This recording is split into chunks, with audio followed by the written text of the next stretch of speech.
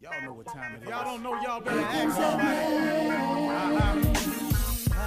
Hat on, suit on, looking like a dapper dawn, giving a microphone, dressed like $1,000,000, diamond things in its cuffs. Y'all tell me who could it be but Steve Harvey? Oh, yeah. Everybody out there listening to me, put your hands together for Steve Harvey. Put your hands together. Steve Harvey, Steve Harvey, why don't you join me? Yeah. Steve Harvey, get on, y'all. Better give me some eggs while I listen to Steve Harvey. Yeah, join in with me. If you're with me, help me say, turn your radio on. You gotta turn it on. Yeah, turn it on.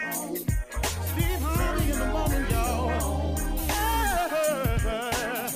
So y'all can get me on. Turn it up. Steve Harvey in the morning, y'all. Yeah. Turn your radio on. You gotta turn your radio on. Turn your radio on. You gotta turn it on.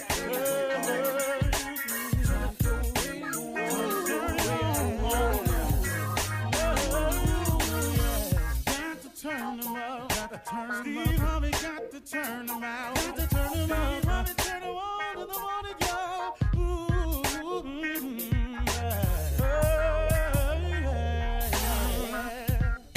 Come on, Steve. Come on. Do your thing, Big Daddy.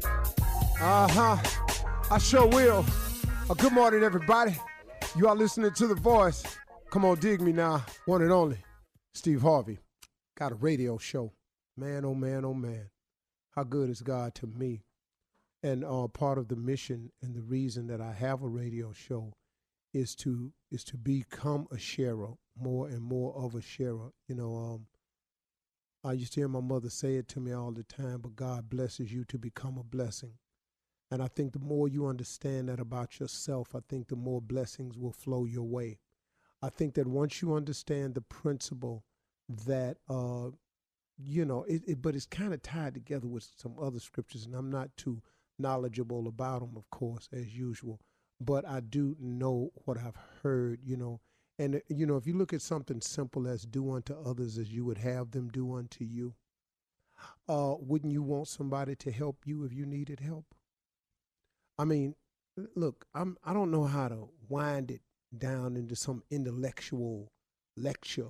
I just know how to get it down there to where I've been able to understand it.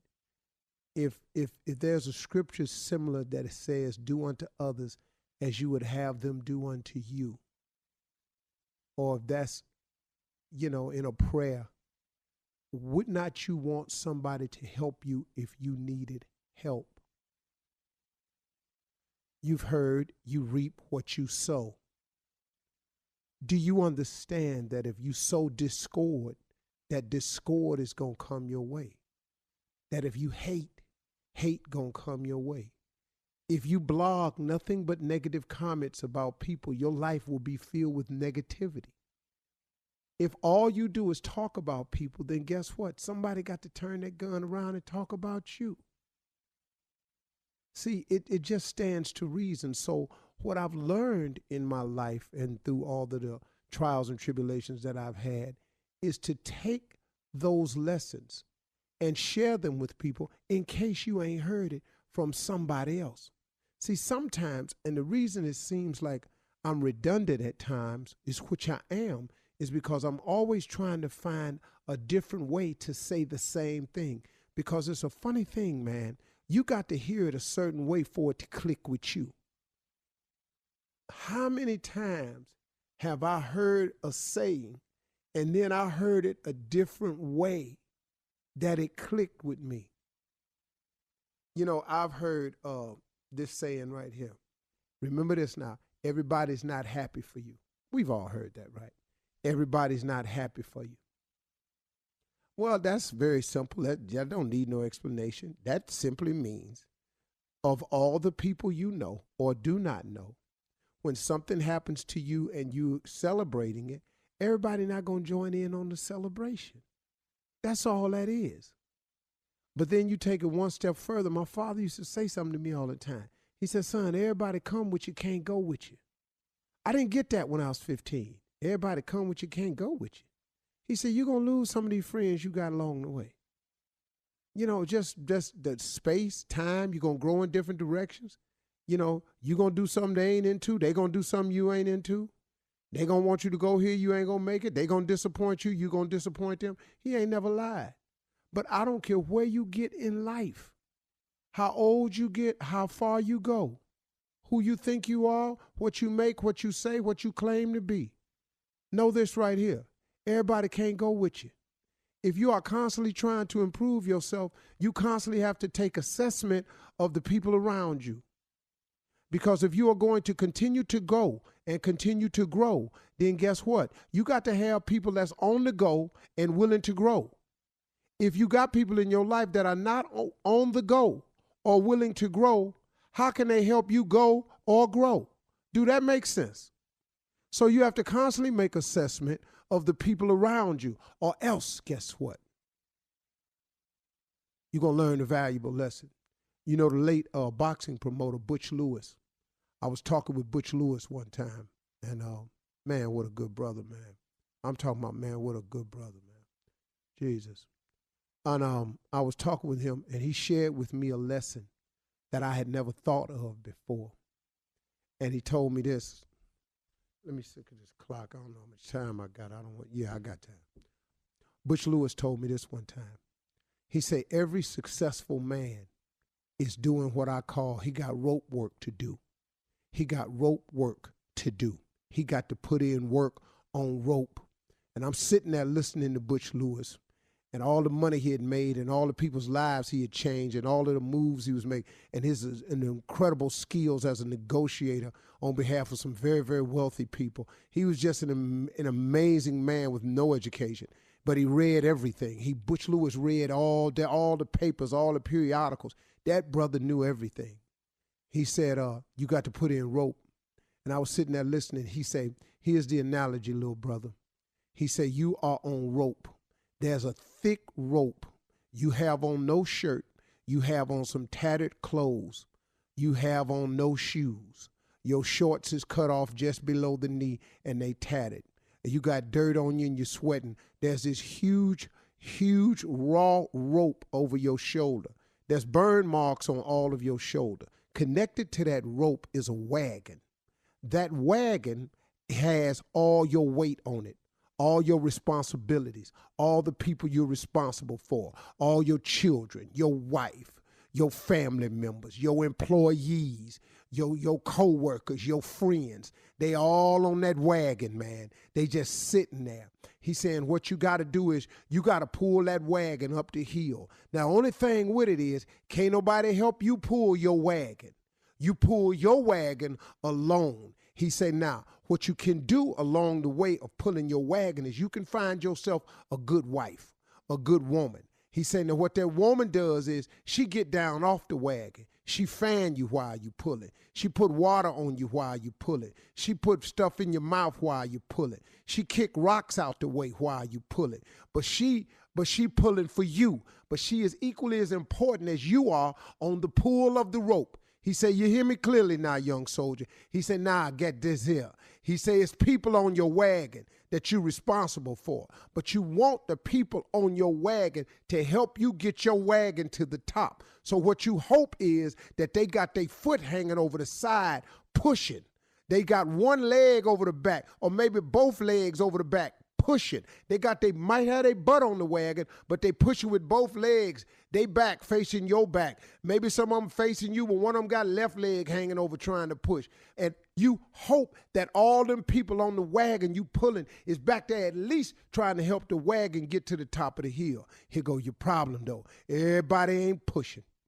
Everybody ain't pulling.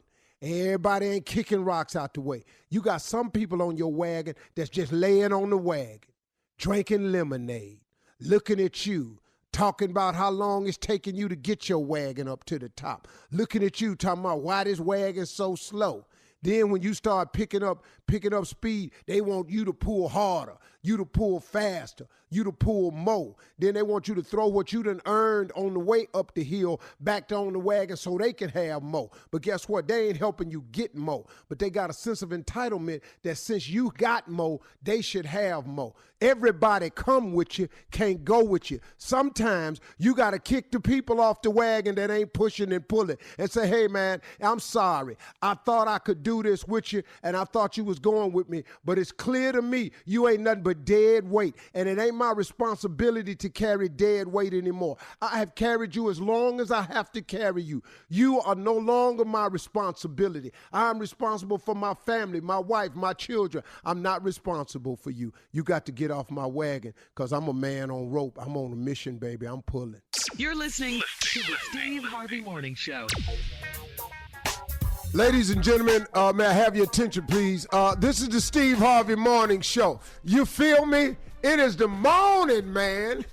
Morning time. Not evening, not afternoon. It is morning time.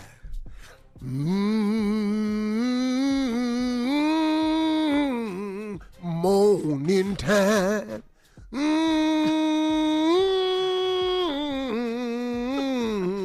Morning time. Boy. Good morning, Shirley. Good morning, Steve. Good morning, Carla. Good morning, Steve. Junior. Morning up. You in the wrong note. I can't get that low. I said morning up. That's his lowest Way register. too high. Nephew Tommy. Uncle Steve. Live in living color.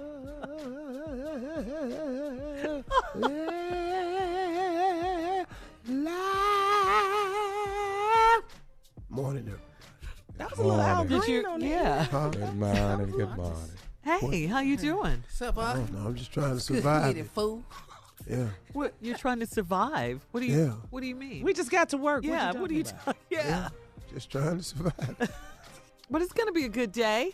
Yes, sir. I can't see why not. I expect it to be. Excellent day. I expect it. Man. Uh-huh. That's right. Claim it. Yeah. Claim it.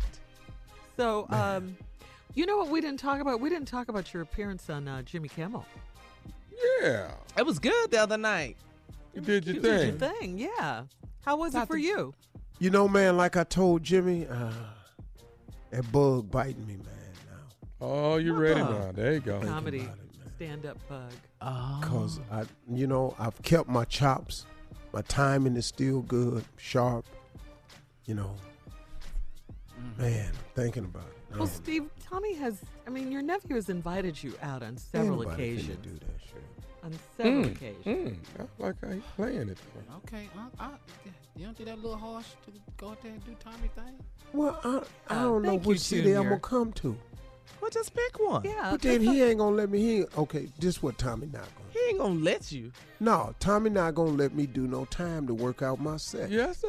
You know, I need about an hour 20 every night, and he ain't going to let me do no hour We ain't 20. got that kind of time in a comedy club. What are you talking about? See that right there? Comedy Well, club why can't 2 you hours. cut it Well, down? that's not Tommy's rules. Those are the club's rules. Yeah, but see, I got to work out my set. Well, you work it out. We're going to do 6-7 shows a weekend. You just Yeah, keep you can coming. do the first part Yeah. on the first show, then the second part on the second show.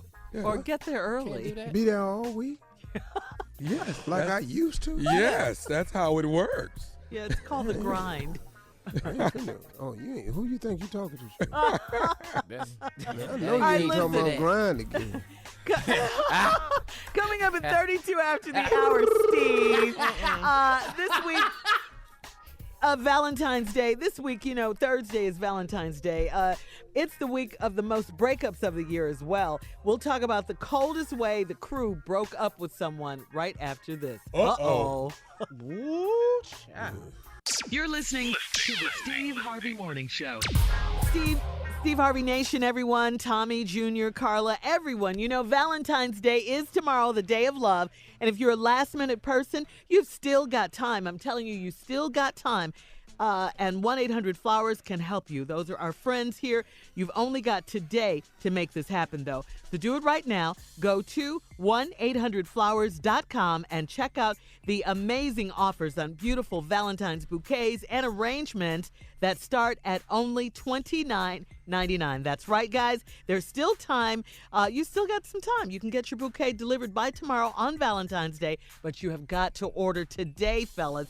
Check out all the beautiful bouquets to choose from, starting at just $29.99. Go to 1-800-Flowers.com, click that radio icon, and enter my code STRAWBERRY. That's 1-800-Flowers.com, code STRAWBERRY. Code STRAWBERRY, okay? So, Got it, girl. yeah, you're going to get it. You're going to get it. Yeah, gotta get all these flowers today, man. Yeah. Yeah, I know you guys have already done your thing, right? Oh, dog, I'm straight. I took care of mine. What are we supposed to do? I just told you. First of all, I just told you. Okay. And so you need to get on the phone right now. And get some flowers. 1-800-Flowers.com. I got a whole yard full of roses. See. Now, what's wrong with walking out there and walking around? Ain't nothing. Go ahead and go do it. Do you even like being married? No. Careful. Go on and do that. I mean, it's No, you're absolutely right. Wow. Yeah, don't buy no roses. Go out there and pick them ragged ass, unkept roses out your they yard. kept, Some of they them nice. open, some of them closed. Right. Yard roses ain't Right. ever good. I'm trying to give you an easy, convenient, beautiful solution with 1-800-Flowers. Right. All you know? your yard roses is already open. But you must be a fan of Red Tuesday. I think that's what you are. Yeah. That's the day, Tommy. What's that? That's the day when more people get dumped than any other day of the year. So that was yesterday. It's called Red Tuesday. You're a fan Red of that Tuesday. day. Red Tuesday. Good. Okay. Yeah. I didn't even know it was called. I didn't. Neither did I. Also, a survey by IllicitEncounters.com shows that the week of Valentine's Day is the week of the most breakups of the year, the entire year. Also, no surprise that when it comes to the breakup, the most popular way to kick someone to the curb via text, then a telephone call followed by face-to-face. So, what do you guys think is the coldest way? Texas cold. Yeah, That's cold. Yeah, Texas yeah, cold-blooded. Yeah. Have you ever? How have you broken up, Steve? What's your worst? You know, I never really did no bad breakups with anybody. Really? You know? I mean, not really. I've had some done to me. I rode my bike over who I thought was my girlfriend's house. What do you mean? Who you How thought? old were you? I was 16. But it was your I girlfriend, rode, right? I rode all the way over there. I'm like, it's about 12 miles to her house. Oh wow! I rode my bike all the way over there, 12 miles. Long way. You know how she told me it was over? She had her daddy sitting on the porch waiting. You know how hard that is, a 16-year-old boy? What happened? Hey, Mr. Simon, don't Mr. Simon me. Don't bring your ass around here no more. She don't want you over here no more, and I damn sure don't want you over here no more. Now carry your ass on back where you come from. What? I'll be And there. it was. She told her dad to break up with you for Yeah, her? yeah. He told it to me. He was sitting on steps waiting on me. Hey, Mr. Simon, don't hey, Mr. Simon me. That's cold. Huh? I was so confused. I'm tired, You exhausted. trying to look fresh. Yeah, had that happen to me. That was a bad one. Junior? I ain't really dumped nobody on Valentine's Day. But I you had a told bad you, breakup? I've got dumped on right before Valentine's Day. What Like happened? this week, like the week of. Yeah, like the week of. I told you, like, you know, I told my girl, said she went to sleep. She was going to sleep, but then I go out to this little bar. She in there with another dude holding hands. Wow. You know what I'm saying? I'm in there looking like, I said, dog, my boy's like, man, ain't that your girl? I said, nah, she sleep. He said, dog, that's your girl. She is not asleep. She is not sleep. She awake holding Man, hands. holding hand. I went over there crying. Let his hand go. Show some respect for me. Let his hand go. He had muscles. I wasn't finna fight.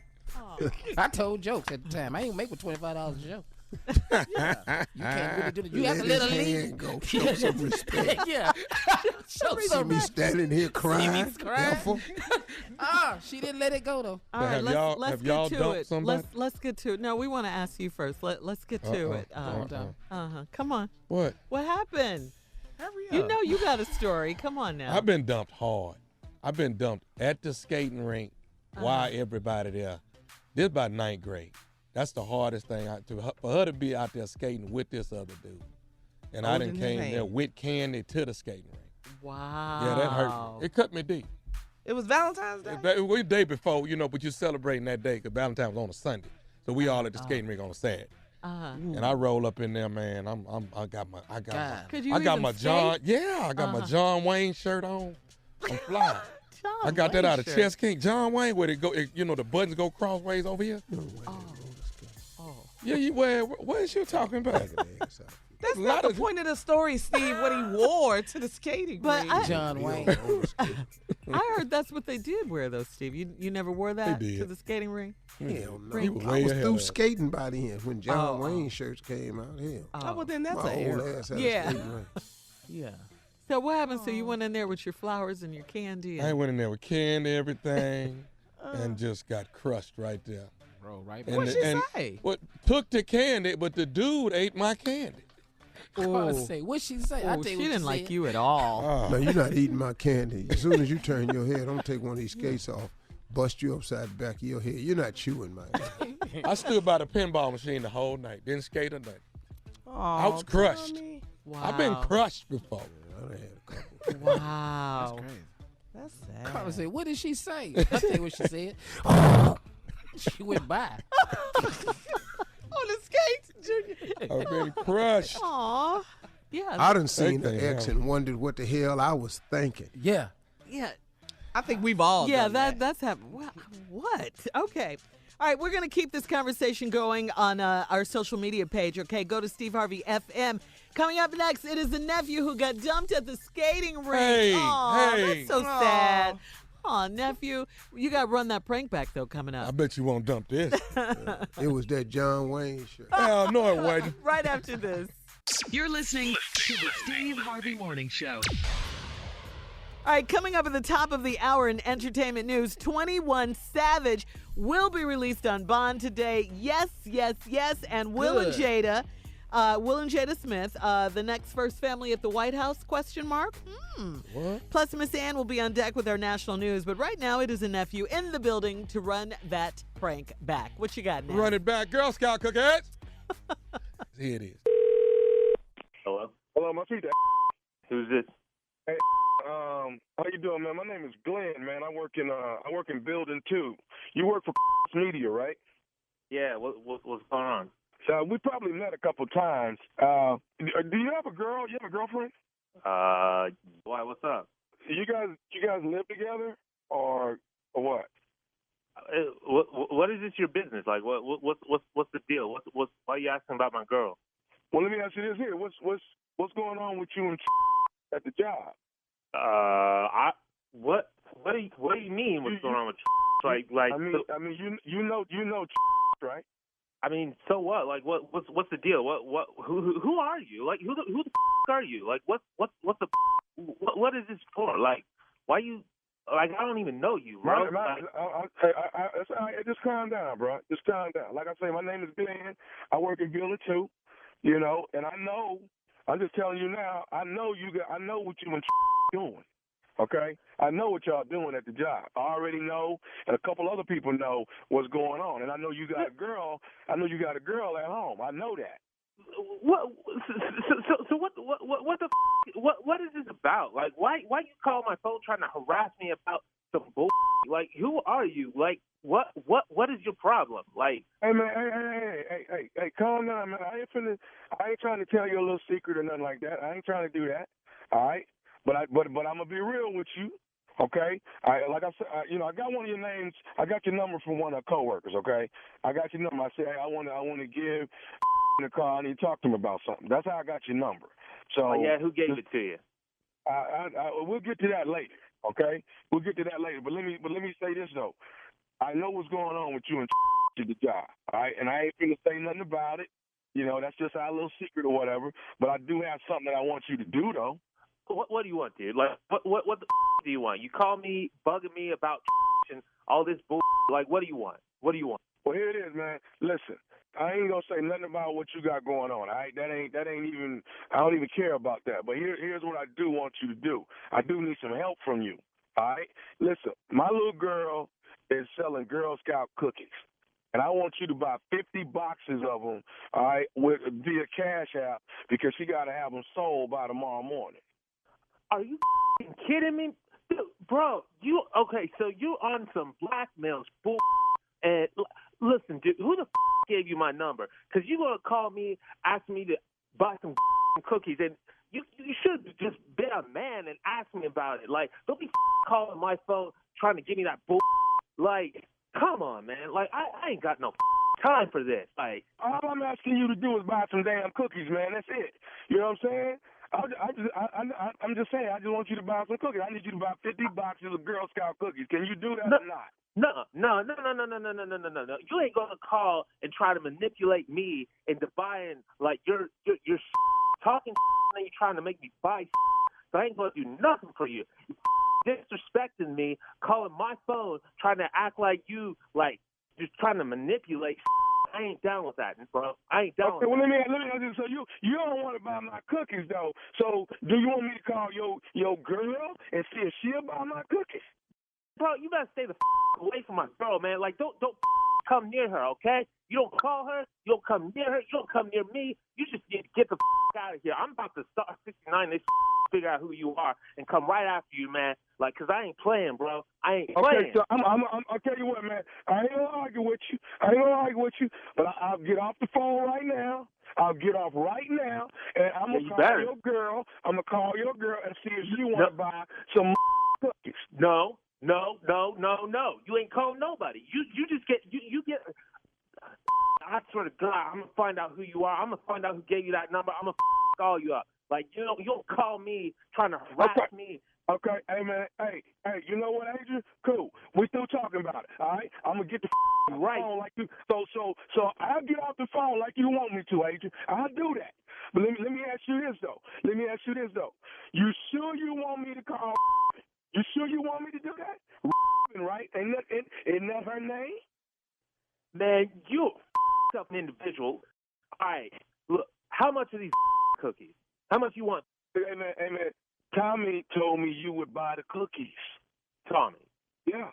Tommy told me you would buy the cookies. Tommy? Hey man, check this out. This is Nephew Tommy from the Steve Harvey Morning Show. Your coworker got me to prank phone call you. Oh my God, I'm gonna kill him. Damn. I was so shit, bro. Oh God. So listen, Adrian, we have beeped all the names so nobody knows the names at all, okay? You're good, bro. You're good. All right, man. You got me. Oh God. I'm gonna take a nap, man. I just used up all my energy. I'm done. Oh God, like. Hey, what you got? I am gonna you up, man. I can't believe you got me on this for real. Tell me this, man. One more thing before we go, Ace. What's the baddest, and I mean the baddest radio show in the land? The Steve Harvey Morning Show, man, which is what he's got playing every morning. God.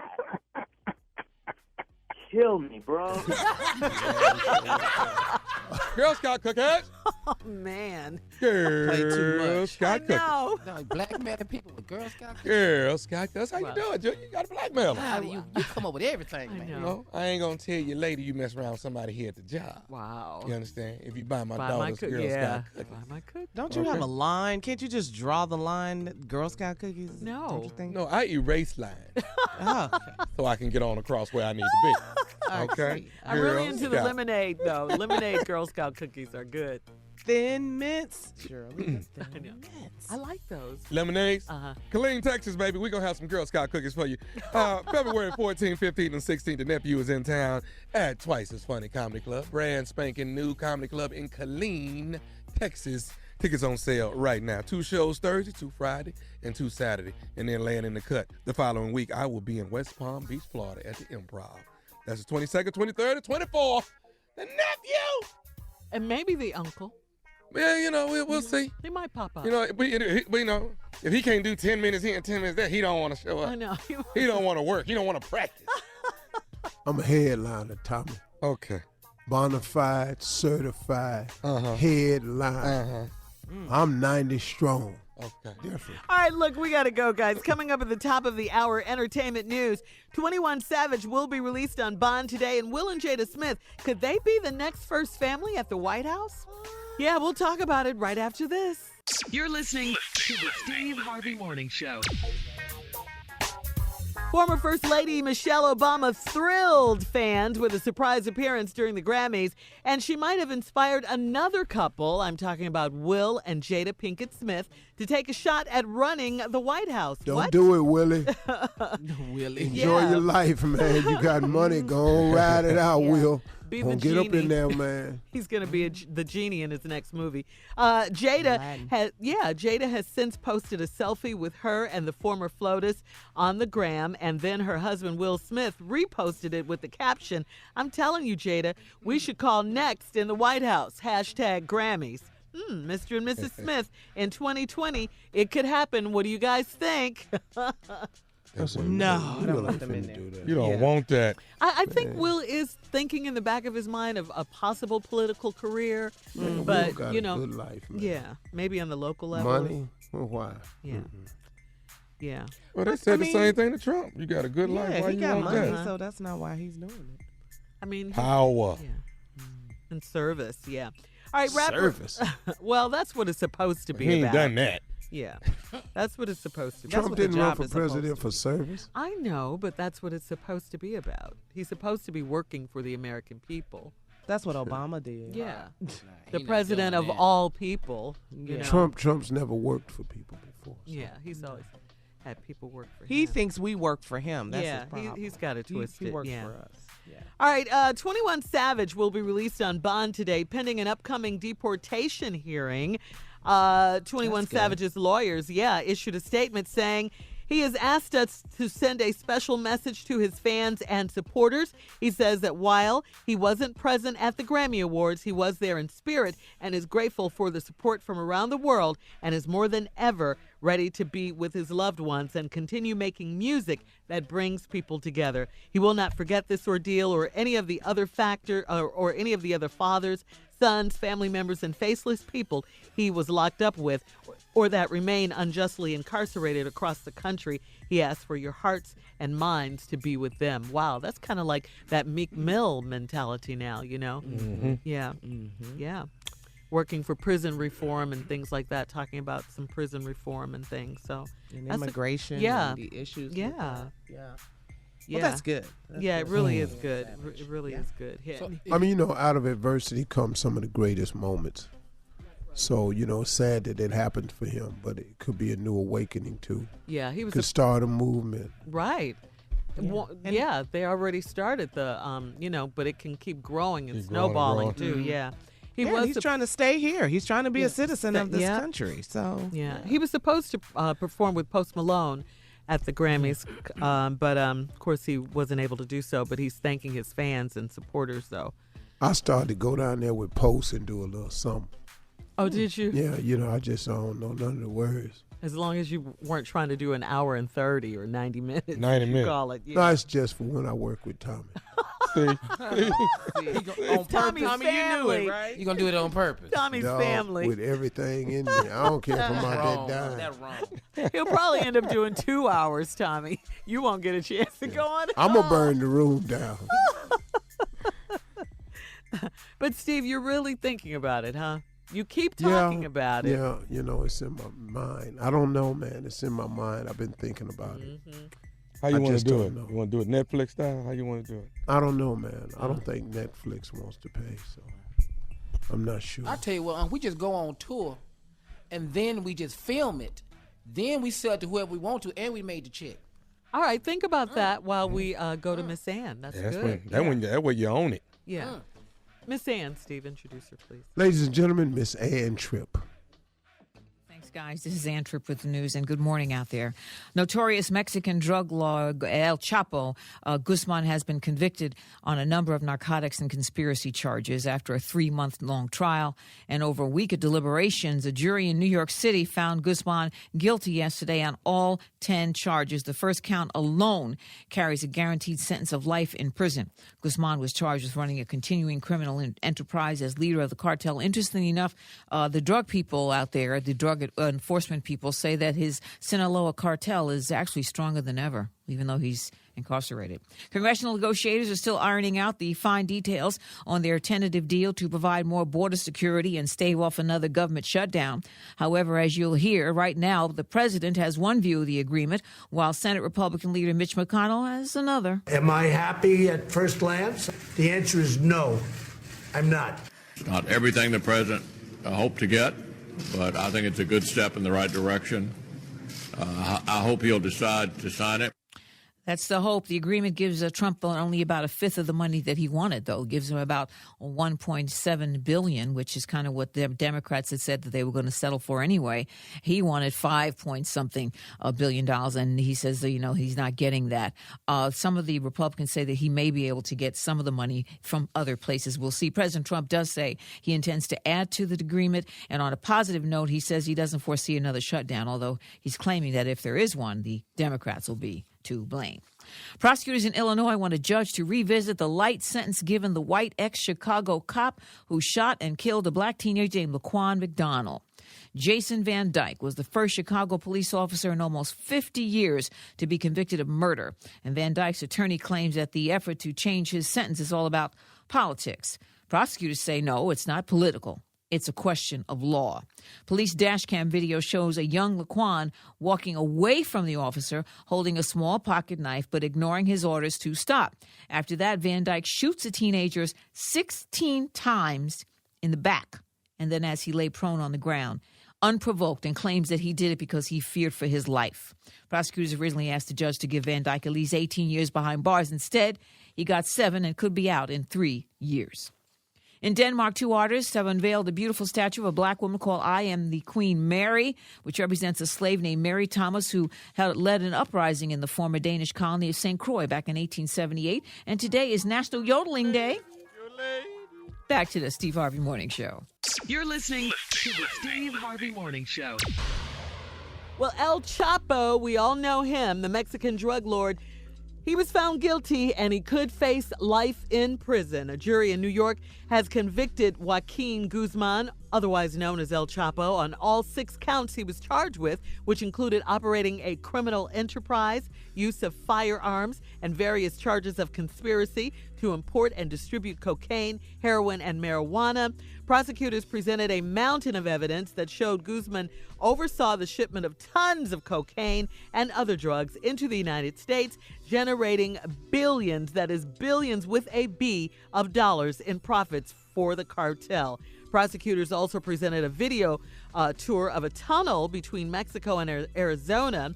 El Chapo's lawyer also said they would appeal, and cocaine does not stop flowing with the takedown of El Chapo. No, that's for sure. That's sure. what his attorney said? Yeah. Wow. Well, I mean, which is true when you think about it, yeah. They ain't gonna stop now. Yeah.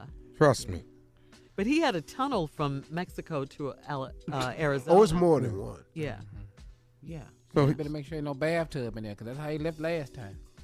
Oh, yeah. We got right up under that bathtub and drove off. That's right, Junior.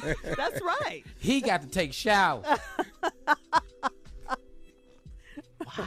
But tunnels, though. Yeah. So, I mean, even if you do build a wall, like we've talked about many times on this show. It's not going to stop. There's a bunch of tunnels already. Yeah. Thousands of tunnels already. They already doing. Yeah. So what are we talking about? But the urgency of this wall to be built to stop it all. I give you 6 months, Chopper be back home. No. You don't think so? Oh, no, man, not from an American prison. No. You don't think nobody break him out of American prison? Oh, no, not gonna. No, because he's gonna go to the what they call it, Steve, the Supermax prison, the one in Colorado. The guy that did the marathon bombing, they sent him there. They call it Supermax prison. Yeah. You're in a cell by yourself. You don't see nobody ever. Yeah. You're not digging your way out of an American prison, but I've watched so many specials on him. He was an Chapo, interesting guy, man. Really, I know. Yeah, really, really brilliant, man. He's just had it channeled the wrong way. That's right. As do most criminals. There's some brilliant cats out here that's criminals. And he had enough money, Steve, to pay off all these judges and police officers and law enforcement and politicians and, crazy. Wow. Yeah. He could have stopped, though. But greed makes you keep going. This is true. Very, very true. There you go. Yeah, that's very true. All right. 6 months. Coming up, his tummy says 6 months. Coming up at 34 after the hour, Steve, MoNique will be a very special guest on your show. And things got a little heated on your talk show. We'll talk about that right after this. You're listening to the Steve Harvey Morning Show. All right, Steve, today, this is the day a lot of people have been waiting for. Your special guest is MoNique, and you guys don't leave any stone unturned. I mean, you guys talk about everything, and it got a little heated, Steve. Here's a sneak peek. Take a listen, and then we can comment. Take a listen. As we try to come through this, because what I want really is for you to come through, because I know who you really are. And so what I want you to do is come through this with a different way. Because you, MoNique, you my girl. I love you like a sister. I hate what's happening to you. I hate what they're saying that's not true. I want them to know that you are caring, that you're a great mother, that you're an incredible talent. I don't like the fact that you've been blackballed. You can be unblackballed. You too talented to have to worry about all this where the next one coming from. I want this to end for you. Well, I want it to end for you, MoNique, because I love you. Because these people are doing it the wrong way, and you better than that. You are better than that. Wow, Steve. Woo! You know, it's like a really healing thing for me and MoNique. You know, it really, really is. And I've spoken to her since, and I think we're at a turning point because Mo felt that she was unjustly done, and rightfully so in some cases, and admitted by more than one person that some things probably happened to her that should not have happened. As a matter of fact, some things happened to her that should not have happened. And I like I told Mo on TV, and I've said it, I just think you handled it the wrong way. You can be right and handle something the wrong way. And she was right and was wrong in the way she handled it. But Mo and I talked, man, that's still my girl. My only regret was like I said before, that I didn't come to her aid sooner. Because I saw this happening, but I was so busy working. TV show was prime and all these shows, working on weekends. I was just busy, man. But that's the only thing I regret, was not coming to Mo and sitting her down early on when this first started jumping off. That's my greatest regret. But we had such a freeing conversation that's going to be on TV today, Was there a resolution? Yeah, I think it was. I think it was. We hugged for a long time after it was over. And then we talked even longer after it's over. So I think there is resolution. I think that we're at the turning point where Mo can feel some relief from this, and some people, I don't know how it's gonna work out, but I know she's willing. And Steve, are you gonna address when she said that she was gonna slap you or something? Because that's what was all over the tabloids. Yeah, I mean, but trending on social media. Okay, now she said it, but she didn't say it. You know how Mo. I know. Shirley, you've seen me and Mo on the radio since 2000. Absolutely. I will knock your ass in the floor if you look over here one more time. Right. Mo been talking to me like that forever. She said that. Yeah. But it wasn't in a serious tone. Yeah. Yeah. And that's what I told people that called me and was like, They were like, "What happened between?" I was like, "They were just kidding." You know, it was there was no venom with that. there was no. Oh no, man, violence not at all. ensued or anything like that. You They know. were playing. You know. I mean, you know, now you know if you looking at it, you don't know me and Mo. Yeah. You know, oh God, she told him she was gonna bust Also, him. it in. looks but tense and but heated. Mo talk like that all the time to me. Yeah. That's You know. true. Yeah. Snatching papers out my hand, throwing them in the floor. You ain't going in no damn break. You ain't got no sense. Oh, you know, Mo crazy, man. I know. Those were some fun times. But today, you know, look, you know, we're gonna release the entire one on the internet, you know, on the our entire website. interview, yeah, the full the uncut? entire, you know. Oh, good. But what you're gonna see is, of course, the edited down version because we talk for like 48, 58 Yeah, minutes. it's about 50 Wow. minute talk. So you know, we can't do Long. the 50 minutes on TV. That would have been the whole show. All right, so make sure you watch Steve's talk show today. Check your local listings. This is the show that everybody's been talking about for the last couple of weeks, okay? Don't miss it. Coming up next, it is the Nephew with today's prank phone call right after this. You're listening to the Steve Harvey Morning Show. Coming up at the top of the hour, right about 4 minutes after, it's my strawberry letter for today.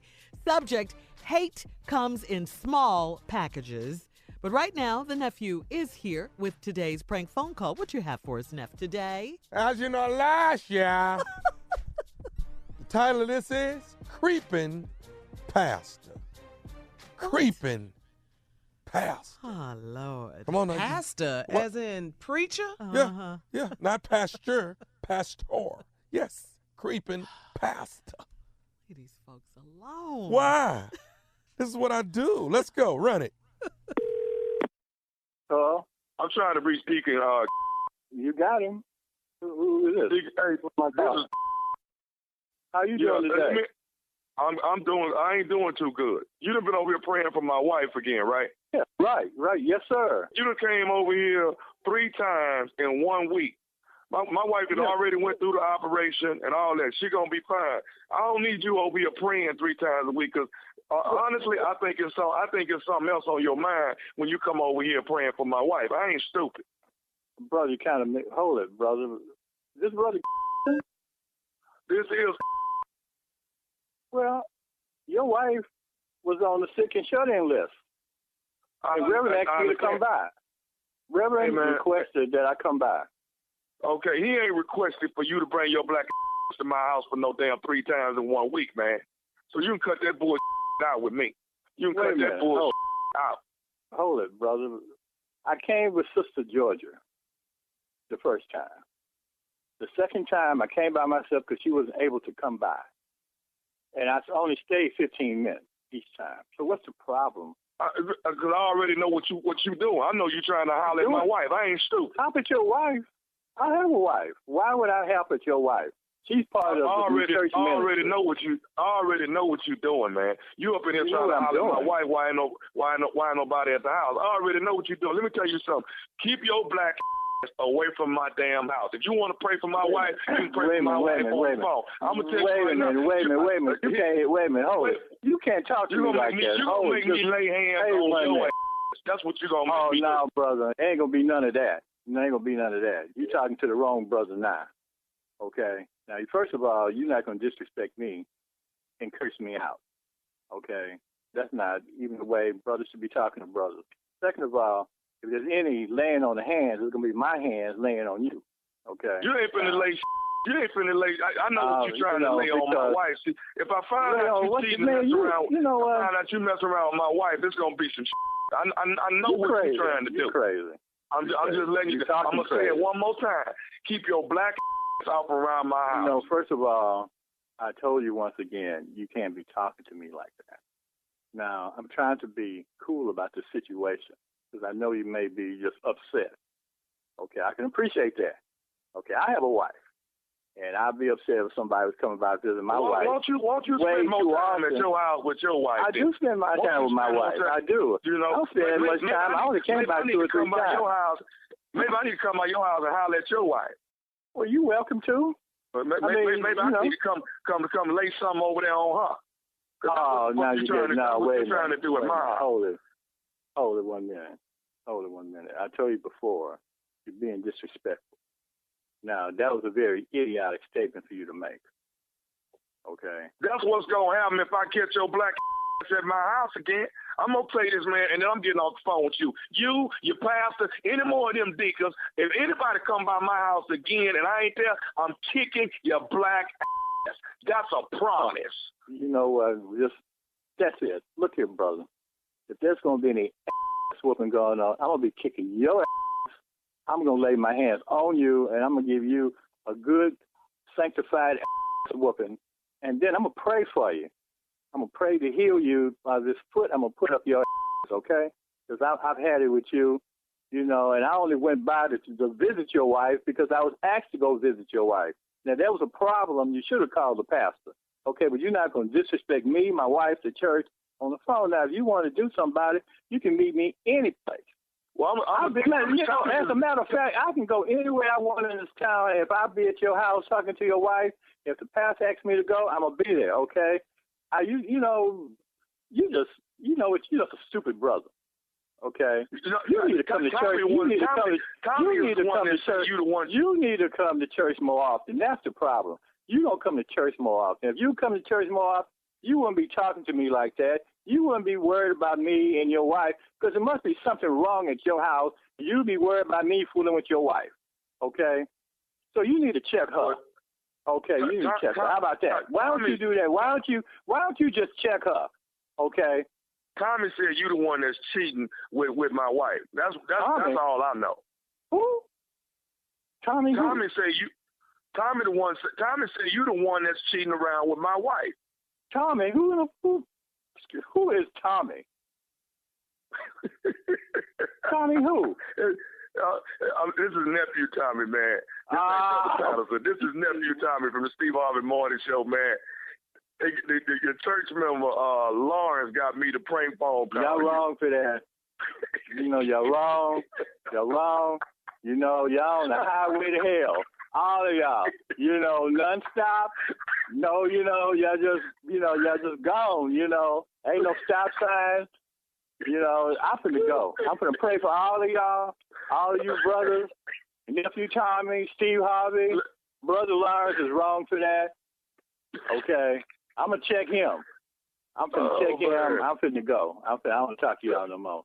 I'm praying for all of y'all. One more thing. Hey, brother, before you go, man, you got to tell me, what's the baddest radio show in the land, man? Steve Harvey Morning Show. On that slide all the way to hell, I'm finna go. I'll talk to y'all later. Bye. Going at the pastor, y'all don't. No? Too far. Way too left? Yeah. So let me get it right. Heaven just ain't for you. Heaven is for me. No, I don't want to not go to heaven. I want to be there. I want to walk through the gates. Well, you know, if you want to go there, Tommy, you have to do things that can like get you a ticket in and stuff like that. You have to probably stop not pranking going a there. pastor. You have to stop Probably, going yeah. there with people like the pastor. Well, I just thought pastors need to laugh too, you know. Okay. Now, he wasn't really laughing at the end. No, he wasn't. Okay. Remember what you And said. I'm supposed to be stupid. And I'm not taking it back. I'm not looking back. I'm going forward into stupid. That's the problem. That's what We bothers missing me. Is that it? Golly. You taking stupid in 2018? But I'm brilliantly stupid, and that's the part you don't get. You the only one getting it. Yeah. If the early bird get the worm, why do the worm get up early? You know what I'm saying? Why is you running out there if the bird... Man, I ain't gonna lie, man. That's brilliant. I'm just trying to tell I'm not even gonna play you short on that. Why you keep getting your ass up? Why, if the early bird get the worm, why is the worm getting up early? Why are you doing that to yourself? You want the Man. man to sleep in?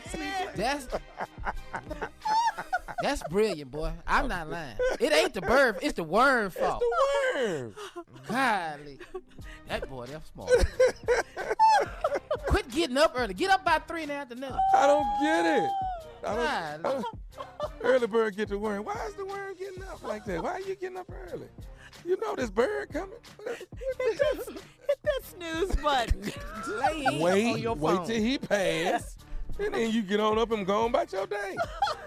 God. Stop doing that to yourself, man. You already can't run. A worm.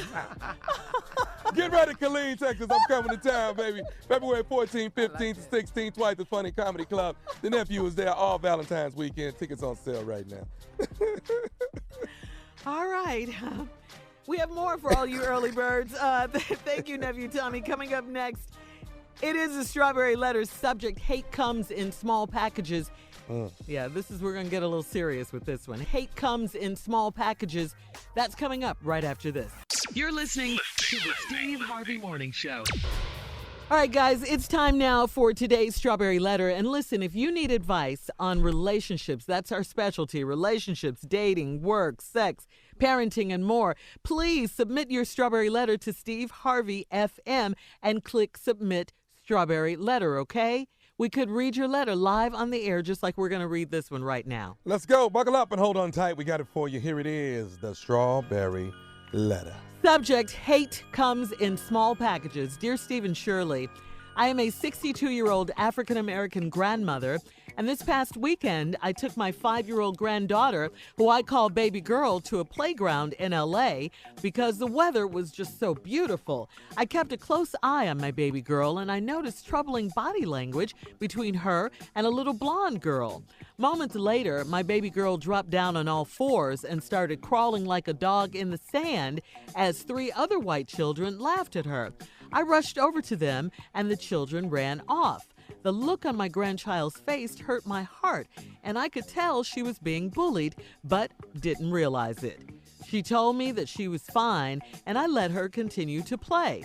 The blonde girl and her crew went back over to where baby girl was playing, and one of the boys had a small ball, and he threw it, then told baby girl to go get it. Baby girl went and got the ball, and the little blonde girl yelled to her several times to drop it. At that very moment, I stormed over there to reprimand somebody else's kids. The little blonde girl's dad came over and introduced himself and excused the behavior as, it's just kids being kids.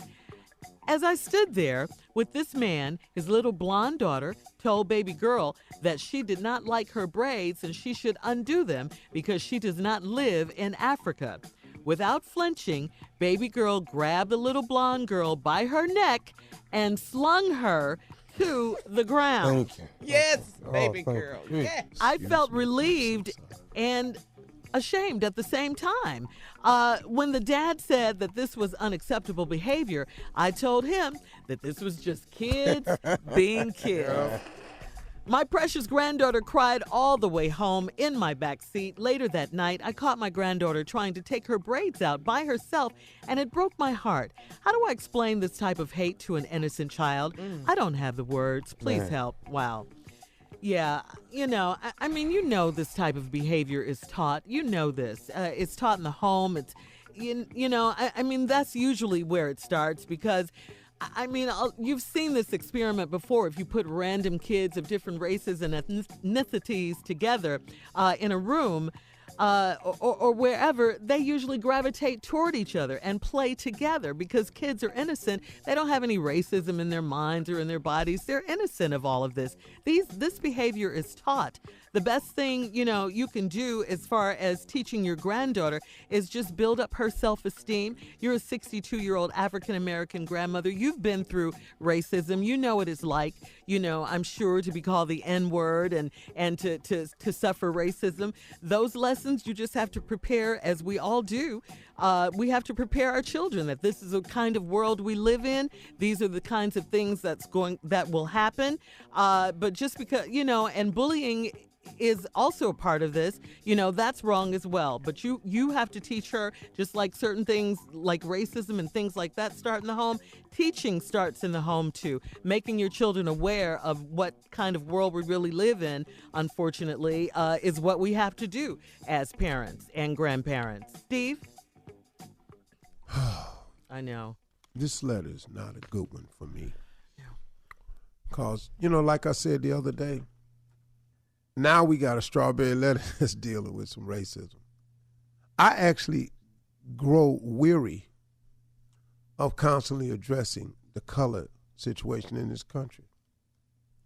Yeah. So let me just get my answers going to be very short, and anybody can chime in that wants to.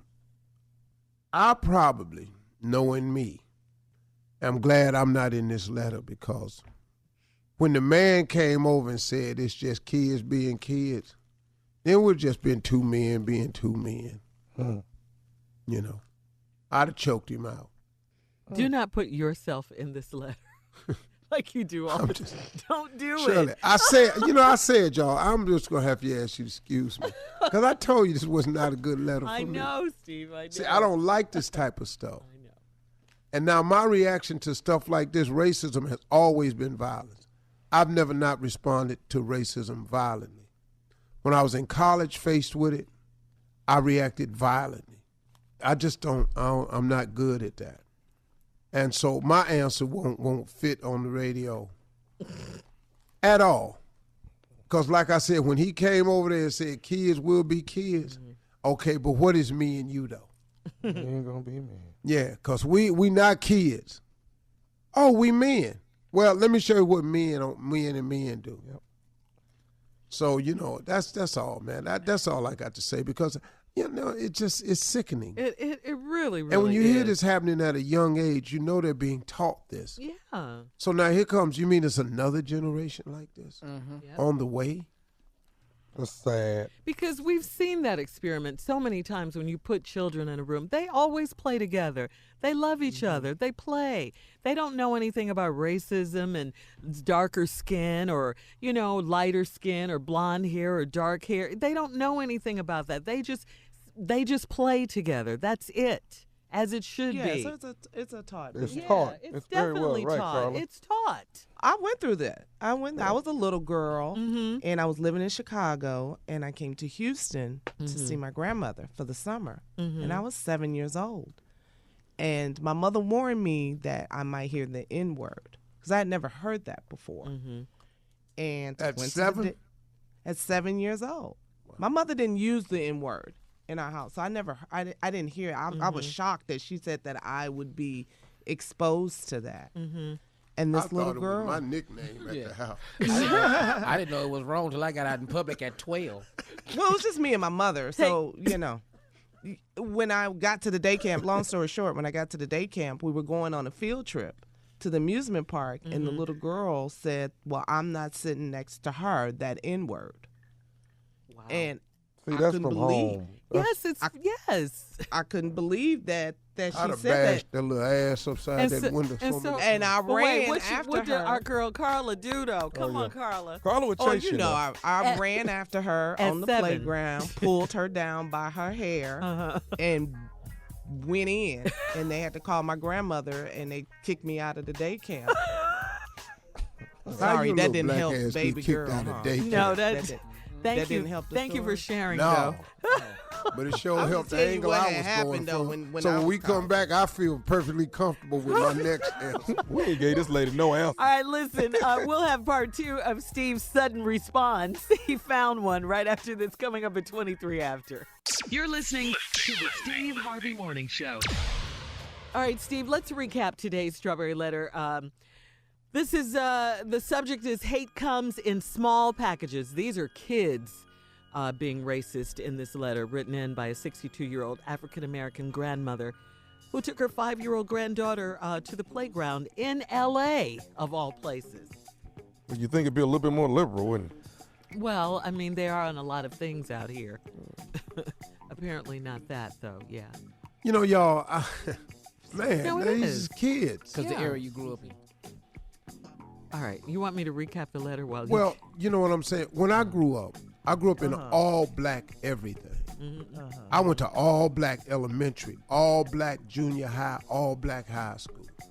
I didn't know white people went to school till I went to college. What you thought they were? No, I mean, you know, look, come on, I'm just joking. it, You know, of course I knew they went to school because they had better schools than we had. But I went to Kent State. I had 3 white roommates. And it was culture shock for them. For them and you. Not for me. Oh, not for you.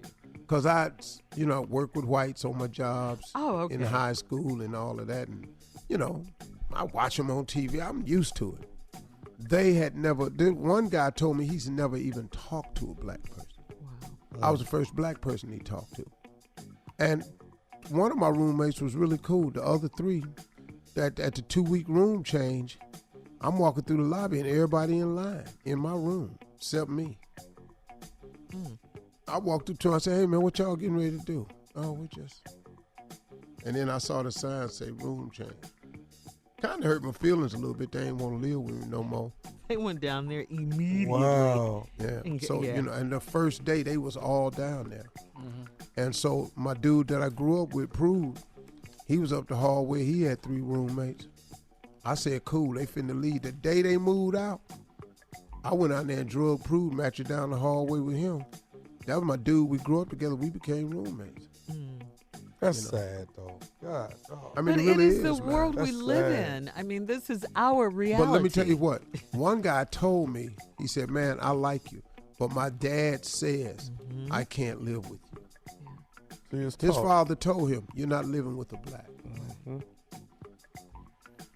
I played Little League football. There was only 2 black kids on the team. Me and You mean Lil? Little League football. This is not about that right now, Steve. and it's only 2 black kids on the team. Me and this other guy, kid Kevin Harvey. We on the same team together, and I didn't notice it. But when practice is over, you come around and get water from the water bottle, and the coach squeezes it in your mouth, and they always put me and Kevin at the end. And my daddy was picking me up from practice this day. This first time him picking me up. And he saw what was going on. And he was livid. He was livid. Well, all I know is I saw my daddy going off on the coach. And I was like, man, I'm finna get kicked off the team. And next thing I know, next day at practice, me and Kevin, we first in line. I was like, whoa, what my daddy do? Tighten them up. Yeah. Yes, sir. Well, I think too, you have to talk to your kids because, I have a young daughter, and her friends, she just had a sleepover, and we had 3 little white girls at our house. She has black friends, she has Asian friends, she has Indian friends, and these kids, they play together, they hang together, they dance together, they go to school together. But you have to talk to your children. You can't avoid the conversation about racism, and you have to talk to them. And I remember Tasha saying when President Trump got elected, it was kind of like a little change with some of the kids, like some of the boys and stuff at school, because she found herself defending President Obama.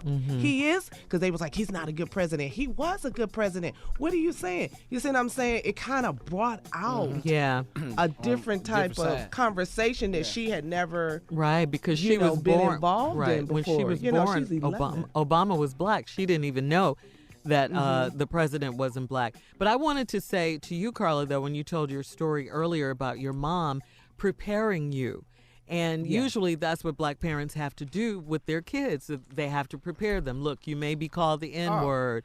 There's a such thing as racism. We have to have those kinds of conversations in our family, because or else we'll it'll catch us by surprise. We don't know that, Steve, you didn't know that these guys didn't want to be in the room with you. Their parents didn't want them in the room with you. You didn't know that. But the sickening thing is the conversation that my father had with me going to school and how to deal with racism. Why am I having the same conversation with my kids? We should be past it. I can literally say the same things to them. Sad part. The exact same thing. Yep. All these years later. Mm-hmm. That's what's really wrong. Yep. That's the odds of God's honest truth. It really is. And this woman who wrote this letter is 62 years old. So she's seen racism in her time. She's seen all of it. She has. Racism find its way in the black people life early. Right, and she's trying to take her 5-year-old granddaughter just out to have some fun at the playground. LA? Yeah. And then they're making her crawl on the ground on all fours like a dog, and telling her braids aren't good. She's not in Africa anymore. She doesn't live in Africa. What? What the heck? But when they go on vacation, they the first ones back with some braids. That I know. What? I could ship some people over there. I know. They can have all the conversation they want to. Take them braids out. Okay. Well, if I take them out, guess where I'm going to put them? Okay.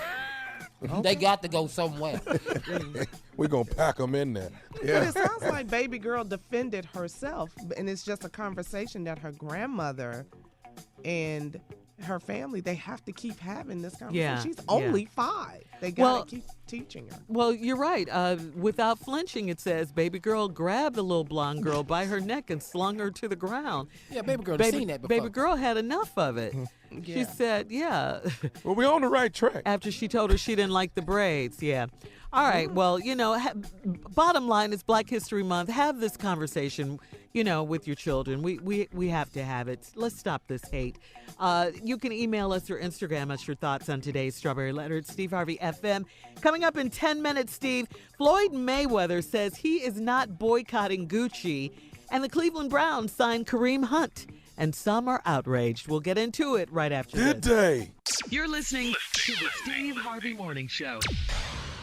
All right, Steve, Floyd Mayweather is not boycotting Gucci. He says he doesn't give a darn about the Gucci boycott. He told TMZ Sports that no one tells him what to do or what to buy. Sir, I ain't never heard Floyd say darn. I ain't never heard Floyd say darn. He said darn. Okay, well, it's right here. What it say? D-A-R-N. D-A-R-N. And that's why he dropped a fortune at the Gucci store on Monday night of this week. Money Mayweather rolled into Gucci in Beverly Hills.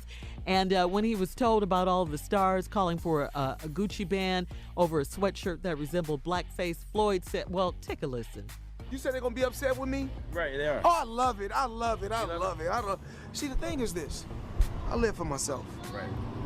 I live for myself. I do what I want to do when I want to and how I want to. I'm not a follower. When everybody else, they say, everybody going to boycott. I say, guess what? Well, this boy going to get on a yacht and live life. Right. But you don't feel that they were disrespectful making the blackface? My thing is this. Sure. We all know racism still exists. Right. But that's not going to stop my drive. I got friends from all walks of life. And to me, of course, Black lives matter first. Right. But my thing is this. I'm going to continue to go out there, live life, and be happy and be positive. Okay. I wear what I want to wear, when I want to, and how I want to. Nobody can stop my drive, and nobody's going to tell me what to wear and what not to wear. Because half of the people that's on social media saying, don't wear this, don't wear that. I ain't never seen none of them supporting the money team. Oh. All right, okay. He has a clothing line. You heard him, Shirley. The money team. The money team. Wow. So there you go. Floyd. TMZ So were Floyd also gonna rock his Gucci. Yeah. That's what I got. Oh man. That's what I got. Yeah, he had a lot of Gucci bags. TMZ was also saying, he was shading T.I. a little bit because he and T.I. have beef, and T.I. is the one that one of the ones that called for the boycott. So, there you go. Some little shade with that. Yeah, there you go. Yeah. In other sports news, Steve, this one's definitely for you. Cleveland Browns signed running back Kareem Hunt. Some called him the troubled running back right now because he's been in a little bit of trouble. Hunt, who the Chiefs released in December after a video came out showing him shoving and kicking a woman, signed a one-year deal with the Browns, but Kareem Hunt will be a restricted player as there is no way he will not be facing a suspension when he finally does get off the commissioner's exempt list, which makes him ineligible to play until the NFL completes its investigation into the incidents and a decision on potential discipline is made. Now, a source close to the situation told ESPN that the discipline process was still ongoing and nowhere near done. Let's take a listen. I've always believed that it is important moving forward to, if a person wants to better themselves moving forward and be a better person, I'm willing to give them a chance in terms of doing all the deep research I've done. I still believe that he will be a better man today than he was yesterday. Now, that was Cleveland Browns GM John Dorsey. He was, you heard, defending his decision to sign Kareem. So. Yeah. I saw the Kareem Hunt situation. I've listened to what everybody says. Mm-hmm. Critics are outraged. I don't know what to think because on one turn of events, I don't want to see people have to, over a mistake, pay with their whole livelihood. But at the same time, I have no tolerance or agreement for violence acted out towards women. Thank you. I can tolerate men's violence with one another. I'm just saying that I don't recommend it, right? But I can tolerate it much better. I grew up in that world, though. I come from a world where we fought each other all the time. You know, it's much better now, but I'm from that place right there. So I don't really see how. I'm exhausted talking about this. Really, I just get sick of it. Well, it's a lot. It is. It's a lot. Mm-hmm. I mean, it's a lot. It seems like the Cleveland Browns are trying to give him a second chance. Mm-hmm. Or is it the fact they're interested in winning? Well, that well, always that. with yeah. the message. Yeah. We know that's the bottom line too. About the money. The National Organization for Women issued a statement saying the message this sends is that money matters more than women. Mm-hmm. Women don't matter to the NFL, which is rather surprising because they're a big part of the viewer audience. Well, I want you to understand now, Kareem Hunt is on Roger Goodell's exempt list. Yeah, he is. So it doesn't mean anything that the Browns signed him. Mm-hmm.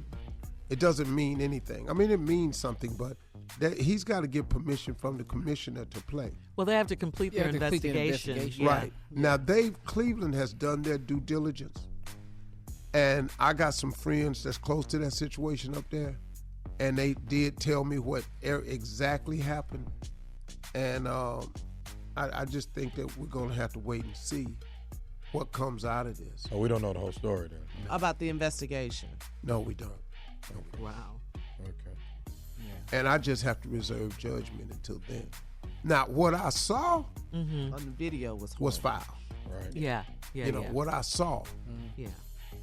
But for the Browns to sign him, they did some due diligence. There's some stuff that has come out about it.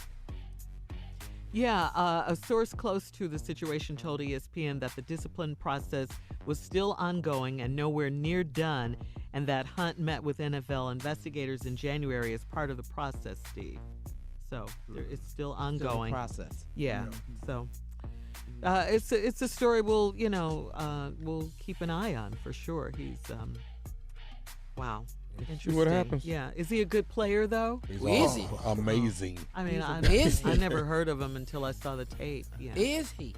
Okay. Yeah, and he has a troubled past, though. I was reading about his family, and he comes from some issues. Wow. All right. Well, we'll move on and keep our eyes on that one. Coming up at the top of the hour, Steve's Health and Wellness segment with 8-time Mr. Olympia, our friend Lee Haney. Woo woo! You're listening to the Steve Harvey Morning Show. Ladies and gentlemen, a friend of mine has a record that hasn't been broken in all of bodybuilding. 8-time Mr. Olympia. He's been on a show with weight loss challenges. Whether you are into challenges, if you just want to look better in 2019, if you want to get fit, Lee Haney has created a book that's going to get you in the best shape that you've ever been in, and he's going to get it to you in 2019. The name of the book is called Fit at Any Age, and he's here now to tell us about the book, Fit at Any Age. Please welcome 8-time Mr. Olympian, Mr. Lee Haney. Yes, sir. Hello, hello, hello. Look at him flexing those guns. All right. Good morning, good morning. Extra muscle. Man. Family, Yeah. what's happening? Lee, how you been, man? Brother, I am doing great, Steve. It's an honor to be on the show with my family there again. Just thank you so much. Love you guys. Well, let me start with this, and then I'm going to let the group jump in because they've been wanting to talk to you about this fitness, because we got fitness at any age on this show. We got all the way from the youngest member, who is Junior, and all the way up to the oldest member, who is J. Anthony Brown. Man, if you could get him to just have a fit thought process, be nice. So okay, now this is your book. It's called Fit at Any Age, and you share with us your 40-plus years of expertise in exercise and nutrition. So just give us the basics of the book, Lee. Well, Steve, I outline a exercise program with movements that can be done right there in the comfort of your home. It combines a combination of strength movement to build strength around the skeletal system. Then we also have core movements to strengthen for balance and control, stabilization. We also have cardio movements there to help give you a level of cardio conditioning, which is very important. Then we also talk about stretching for flexibility to sort of avoid stiffness. Then we go into a nutritional program, and with nutritional foods and products that's in and out of the system, because one thing we want to be conscious of as we manage AIDS is to use foods that's going to be in and out and nothing that clogs the system, like red meat or like pasta, things like that hang around for, 48 hours and more. So we got to be conscious of all of those different things as we age. So now, Lee, Lee, I'm assuming that you're talking about food that doesn't stick around long, fibrous foods. Exactly. Fiber like, turnip green, cabbage, squash, sweet potatoes, whole wheat, whole grain. These are the type of foods that push weight out of the body. They do what they need to do by giving us energy, and then they pass off what's left over is waste. And so that's very important to keep the system nice and clean. And then we talk about the importance of good quality water, which is extremely important for pushing waste out of the system and keeping our entire system functioning properly. So it's things like that we discuss in the book. Then we talk about age management supplementation.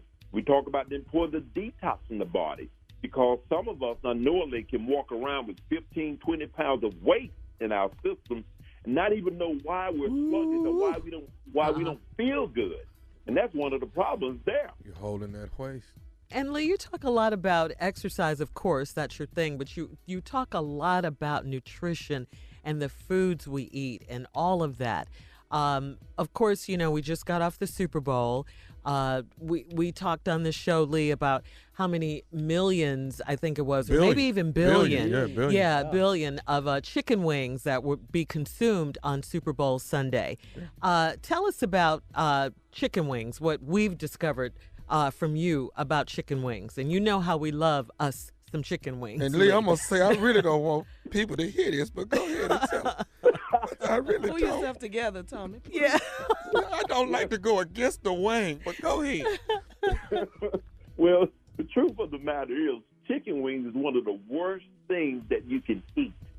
It's like consuming a bucket of grease, fat, lard, going right into your veins, which is saturated fat.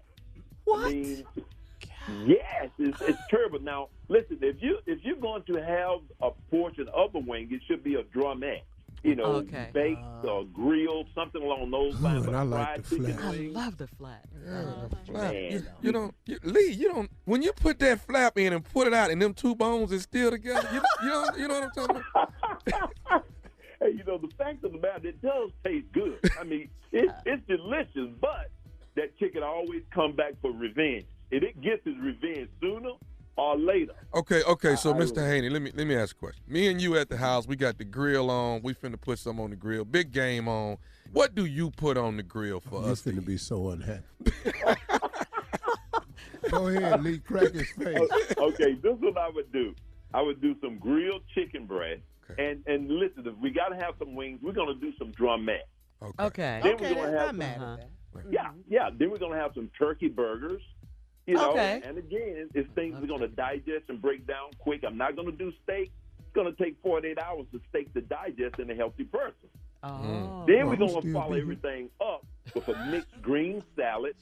Maybe some pineapple, which is digestive enzyme. And then we're going to have plenty of water. And we can have a little, some soda. I prefer a ginger ale because we have ginger there, which is great for digestion. Yes. And plenty of water. So, so when you're putting your meals together, think about things that's going to help your body break this down and digest. Okay. That's important. Because when you're talking about health, 70% of what you eat, when you eat it, and how much you eat will determine your overall health and trying to achieve your health and fitness goals. And the training is only 30%. And not to downplay the importance of training, but nutrition is everything for repairing cells and giving us energy. Well, I'm going to tell you what. Listen up, everybody. Here's the deal. The name of the book is called Fit at Any Age. Fit at Any Age. Lee, tell me right now where we can get the book, because Steve Harvey Nation finna get the book. You can go to leehaney.com, SLEEHANEY.com, and order your autographed copy. I'll personally autograph it for you, and guess what? Shipping is free. Free shipping. Then for those who like to do the e-books, you can order that on Amazon, or you can go to Barnes & Noble and pick up a copy there, or Kobo or Kindle. The personally autographed copy you have to come from leehaney.com. And the book is only $19.99. Fit at Any Age is for everybody. Get on board. This is our man, Lee Haney. Lee, thank you so much. Woohoo! Thank you, Lee. Love you guys. God bless you. Drumettes, baby, drumettes. Fit at any age. From now Get on. it. All right, coming up, we'll have more of the Steve Harvey Morning Show right after this. You're listening to the Steve Harvey Morning Show. All right, guys, Steve Harvey Nation, Steve, Tommy Jr., you guys, come on. Valentine's Day is tomorrow. Yeah. All right, Yeah. don't forget It that. is. Don't forget that, guys. It's a day of love now. Yeah. If you're a last-minute person, you still have time. I want you to know that. You've still got time. And 1-800-Flowers can help you, okay? They are our friends. They have your backs, okay? You've only got today, though, to make this happen.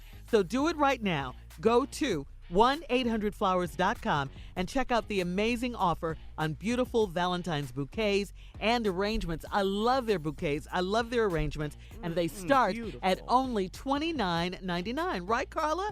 Yes, they are beautiful. Yes. Gorgeous. Oh, man. Yes. There's still time to have your bouquet delivered All by right, tomorrow. get Thank you, Tommy. Thank you. No, get the ones in the yard.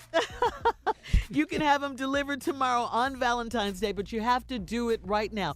Order today, okay? Check out all of the beautiful bouquets to choose from, starting at just $29.99. That's less than $30, guys. Come on. All right, come on. Go to 1-800-Flowers.com, click the radio icon, and enter my code, Strawberry. That's 1-800-Flowers.com, code Strawberry, okay? We want everyone to have a great, happy Valentine's Day and night.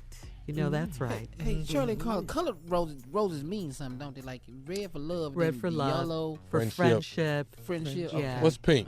I forgot what pink is. I forgot pink and I forgot white. I don't know. What about some daisies out the yard? Do that work? Yeah, 1-800-Flowers. No, that's perfect, Tommy. Go do that. Yeah. 1-800-Flowers.com. She's been telling you this all day. What roses? Daffodils? How's that? Daffodils? Do you guys feel pressure, though? I wanted to ask you that. No, on Valentine's Day. What? You do? You feel You just got to do pressure? it. You just got to do it. Do it. I think, it's the thought. The roses is just the start. Yeah. You know. You got to do dinner. You have to acknowledge Yeah. it's some kind of way. But Okay. you don't have to go to a restaurant, Yeah, you Tommy, to do. No, you dinner. don't. I It's mean, too packed anyway. I can cook for her because I like to cook, but I like having a chef come by and do it that Uh-huh. way. Yeah. Oh, that's sexy. Okay, yeah, I like Keep that. it a little sexy, you Yeah. know? A male chef? That's Tommy got that type of money. We going by Earl house since he already. Who is Earl, though? Our partner, he already was cooking. We just going by Earl to eat. Then we gonna try But to he go not from a there. chef. He do these sausage links and the end of them shaped like hearts. Yeah. We going by Earl. Tommy got that chef money. Yeah. Yeah. Earl could be like, why y'all looking at each other like that? But do you expect anything from your wives? Or your I don't. girlfriends or your I don't. partners? I don't expect nothing. Nah. Thank you. So we got to do, like Valentine's at lunchtime this time. Why do you have to do it Because early? I got to go to Colleen, so we're doing it early. Oh, you're going to work on Valentine's Day? I'm working on yeah. Oh. That night? You're working on Valentine's night? Right. I'm working that night. Working. Okay. Now she know I'm So working. now see, If your husband had to work that night, does that bother If you? he has to work, no. It wouldn't bother me, honestly, it wouldn't. As heck long now, as he go get that as long money. as he acknowledges, me in some kind of way, I think that's He nice. would. Yeah. And he does. He always does. Even if it's not Valentine's Day, which is great. Yeah. Oh, that's nice. Yeah, and you do it too, Steve. What have you done for him lately, Shirley? What have you done for him? Well, you know what? I had this dream. I had this dream that I cooked, everything. So you gave him your dream? What I did. Huh? You told him what was in your dream? Yeah. That was it? Yeah. And he's sitting there listening hungry. And stomach touching. But I did have a His drink, stomach but I was touching in his the- back. I was in the kitchen getting down. Okay. We'll have more of the Steve Harvey Morning Show coming up right after this. Happy Valentine's Day. That man's so hungry. You're listening to the Steve Harvey Morning Show. All right, Steve, today, this is the day a lot of people have been waiting for. Your special guest is MoNique, and you guys don't leave any stone unturned. I mean, you guys talk about everything, and it got a little heated, Steve. Here's a sneak peek. Take a listen, and then we can comment. Take a listen. As we try to come through this, because what I want really is for you to come through, because I know who you really are. And so what I want you to do is come through this with a different way. Because you, MoNique, you my girl. I love you like a sister. I hate what's happening to you. I hate what they're saying that's not true. I want them to know that you are caring, that you're a great mother, that you are incredible talent. I don't like the fact that you've been blackballed. You can be unblackballed. You too talented to have to worry about all this where the next one coming from. I want this to end for you. Well, I want it to end for you, MoNique, because I love you. Because these people are doing it the wrong way, and you better than that. You are better than that. Wow, Steve. Woo! You know, it's like a really healing thing for me and MoNique. You know, it really, really is. And I've spoken to her since, and I think we're at a turning point. Mo felt that she was unjustly done, and rightfully so in some cases, and admitted by more than one person that, you know, some things probably happened to her that should not have happened. As a matter of fact, some things happened to her that should not have happened. And I like I told Mo on TV, and I've said it, you know, I just think you handled it the wrong way. You know, you can be right and handle something the wrong way. And she was right and was wrong in the way she handled it. But Mo and I talked, man, that's still my girl. My only regret was like I said before, that I didn't come to her aid sooner, you know, because I saw this happening, but I was so busy working. TV show was prime and all these shows, working on weekends. But that's the only thing I regret, was not coming to Mo and sitting her down early on when this first started jumping off. That's my greatest regret. But we had such a freeing conversation that's going to be on TV today. Was there a resolution?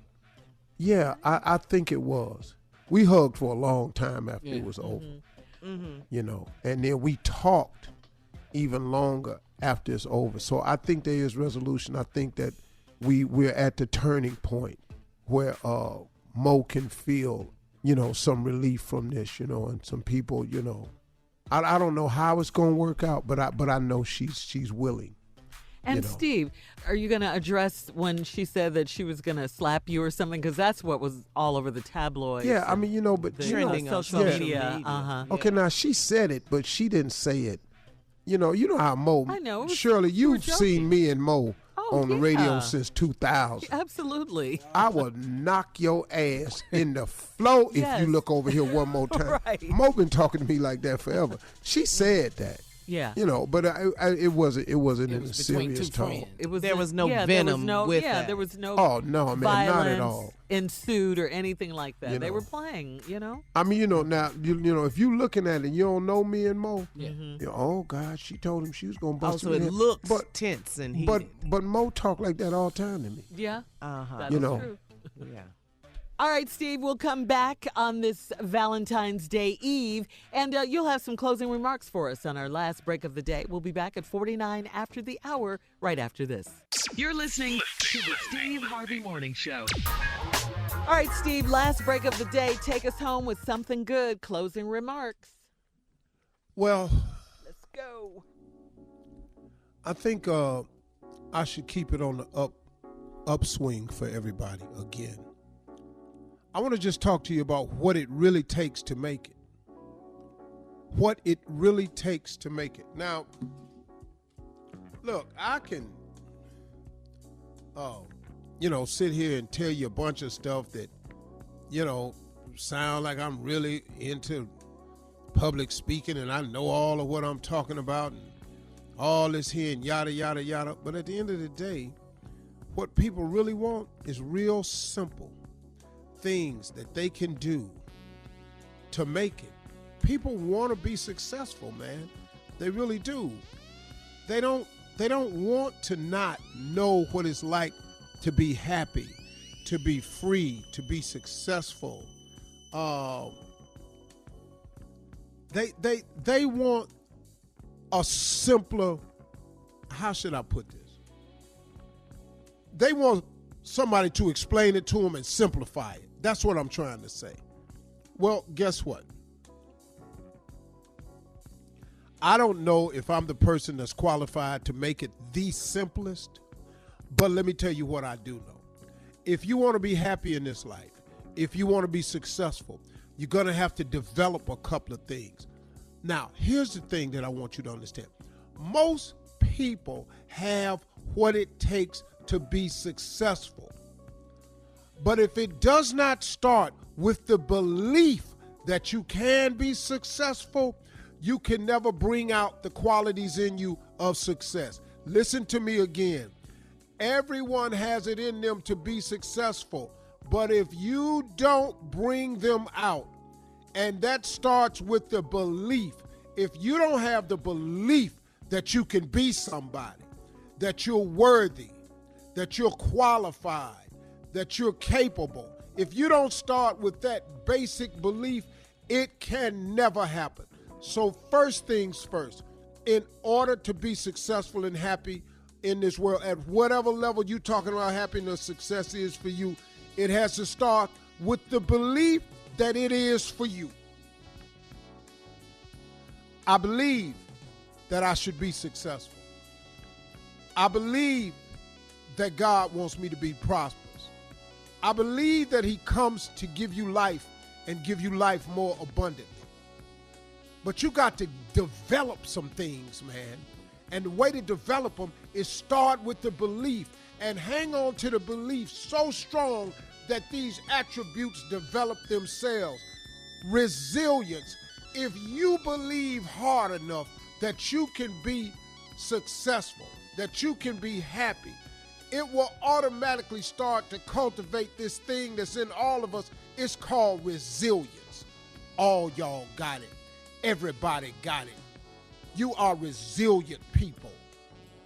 All of us are resilient. Hell, if you can survive the projects, you're resilient. If you can survive public schools, you're resilient. If you can survive walking through gang neighborhoods because you still want an education, you're resilient. If you manage to get yourself a high school diploma or a GED, you are resilient. And the more belief you have, the more these attributes you can develop. You got to be tough. You know how you get tough? You got to believe that you're tough. You got to believe that you can hang in there when all is against you. That's how you get tough. You get tough because you keep facing the test and you keep passing them. But all of that, you can't pass the test unless you believe you can. Y'all don't hear me. All of you have an inner strength. Listen to me, man. Don't you know even a homeless person has an inner strength? What is it that gets a person to live under a bridge or live in a refrigerator box or live in some of these homeless encampments? Do you know what really makes them live there? Because they have an inner strength. It's still some fiber of them that's telling them to hold on.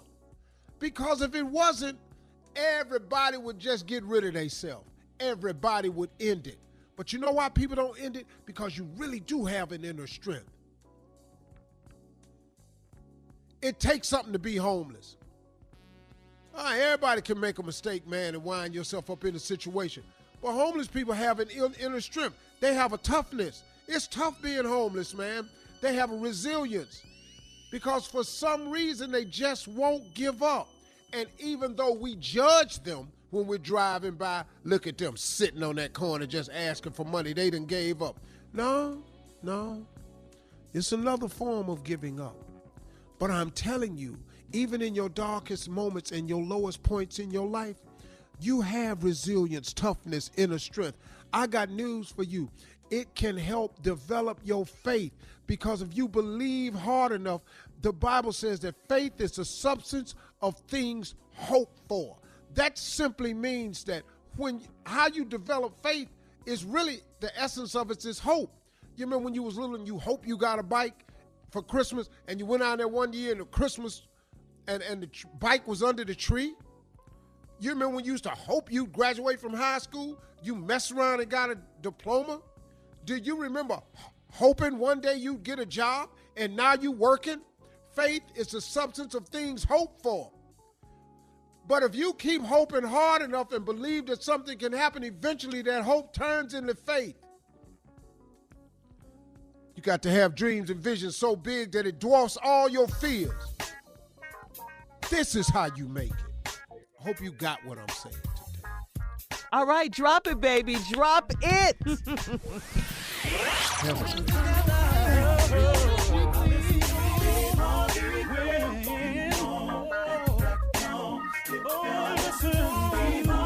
For all Steve Harvey contests, no purchase necessary, void where prohibited. Participants must be legal U.S. residents at least 18 years old unless otherwise stated. For complete contest rules, visit SteveHarveyFM.com. You're listening to the Steve Harvey Morning Show.